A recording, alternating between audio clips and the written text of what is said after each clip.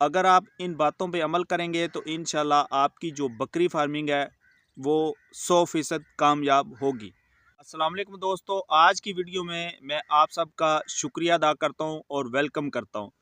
तो आज जो हमारी वीडियो का मेन टॉपिक है वो है जी गोट फार्मिंग की टिप्स।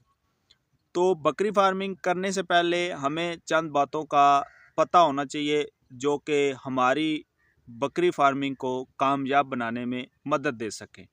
अगर वाकई आपको फ़ायदा हो तो आप ये वीडियो एंड तक ज़रूर देखें ताकि आपको पता चले कि बकरी फार्मिंग करने से पहले हमें किन बातों का पता होना चाहिए। तो चलें हम अपनी असल वीडियो की तरफ चलते हैं। तो सबसे पहले जो बकरी फार्मिंग की टिप्स है वो ये है कि हमें अपना एक माइंड सेट बनाना चाहिए कि हमने बकरी फार्मिंग कितनी बकरियों से शुरू करनी है। 10 बकरियां हों, 5 हों, 15 हों, जितनी भी हों, तो आपने एक माइंड बनाना है। ठीक है, पहली हमारी ये टिप्स है। तो दूसरे नंबर पे मैं आपको ये बताने वाला हूँ कि हमें नस्ल का पता होना चाहिए कि हमारे इलाके में किस नस्ल की मार्केट है। ठीक है, फिर उसके बाद तीसरे नंबर पे आ जाते हैं कि हमें जिस जगह पे हमने इन बकरियों को रखना है वो जगह किस तरह की है, कितनी है और कैसी होनी चाहिए। ठीक है, जगह हवादार हो, खुश्क हो, साफ़ सुथरी हो, वहाँ पे कोई कीचड़ वगैरह ना हो। ठीक है, फिर आगे हम चलते हैं तो हमें इन चीज़ों का भी पता होना चाहिए कि हमने बकरियों को खुराक किस तरह की देनी। ठीक है, बाज़ लोग ऐसे होते हैं कि जो गर्मियों में खुराक देते हैं वो सर्दियों में देना शुरू कर देते हैं, जिस वजह से बकरियां बीमार होना शुरू हो जाती हैं। तो फिर लोग जो है ना वो कहते हैं यार गोट फार्मिंग ऐसे सब फजूल है।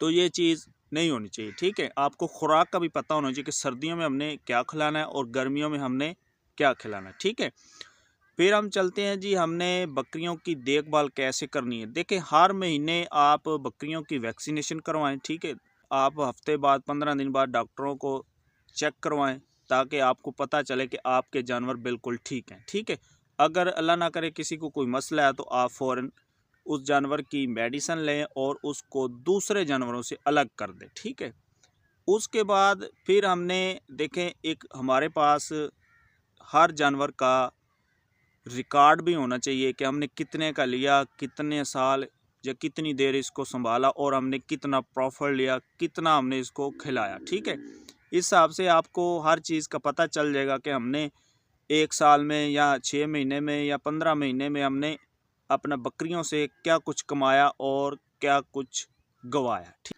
इन सब चीज़ों का आपको पता होना चाहिए। तो फिर इंशाल्लाह आपकी जो गोट फार्मिंग है वो बेहद कामयाब होगी और आपको बेहद मुनाफा भी हासिल होगा। ठीक है जी, तो ये थी चंद ज़रूरी बातें जो मैंने आपको इन्फॉर्म कर दी हैं, बता दी हैं, ताकि जो नए मेरे भाई गोट फार्मिंग में आना चाहते हैं उनको इन चीज़ों का इल्म होना चाहिए। ठीक है, तो ठीक है जी गाइस और दोस्तों, मिलते हैं फिर इंशाल्लाह एक नई वीडियो के साथ।